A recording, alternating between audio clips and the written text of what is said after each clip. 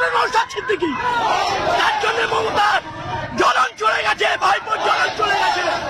তাই তো লোক ফিট করে দিয়ে নওশাদকে হুমকি দেওয়া হচ্ছে, মার্ডার করে দেওয়ার হুমকি দেওয়া হচ্ছে। নওশাদ দমানোর ছেলে নয়। নওশাদের একটা চুলে যদি আঘাত হয় বাংলা জ্বালিয়ে দেবো, এটা বলে দিলাম। নওশাদ সিদ্দিকী কোনো খারাপ কাজ করে না। জুলুম যারা হয়, যাদের জুলুম করে তাদের হয়ে কথা বলে। নওশাদ সিদ্দিকী সবাইকে নিয়ে চলতে ভালোবাসে, বাংলায় অরাজকতা পছন্দ করে না। তাই নওশাদ সিদ্দিকী প্রতিবাদ করে। সেই প্রতিবাদের কণ্ঠটাকে রোধ করে দেওয়ার জন্য তৃণমূল কংগ্রেস এই সমস্ত লোক ঠিক করে তাকে হুমকি দিচ্ছে। হুমকি দিয়ে এখনো পর্যন্ত যিনি ভাইজানকে নওশাদ সিদ্দিকীকে হুমকি দিয়েছেন তাকে পুলিশ কি শাস্তি দিতে পেরেছেন, অ্যারেস্ট করেছেন এখনো পর্যন্ত? আমরা তো এখনো কোনো খবর পেলাম না।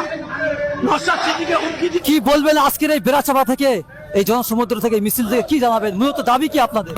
দেখুন, আজকে শুধু বেড়াচাপাতে বলে নয়, এই পশ্চিমবাংলায় নয়, সারা ভারতবর্ষ তথাপিও ভারতবর্ষের বাইরে জুড়ে এই যে নৃশংস যে ঘটনাটা আমাদের মেডিকেল কলেজ আরজি করে হয়েছে, তার প্রতিবাদে আজকে সারা ভারতবর্ষ সহ ভারতবর্ষের বাইরে সাধারণ মানুষ, খেটে খাওয়া মানুষ, মজুরি মানুষ, তারা আজকে রাস্তায় নেমেছে।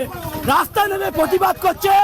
এই বাংলায় যে ধর্ষণ হচ্ছে, প্রত্যেকটা মুহূর্তে আজকে ঘটনার পরেও অনেক ধর্ষণ হয়েছে। এই ধর্ষকদের আড়াল করা হচ্ছে।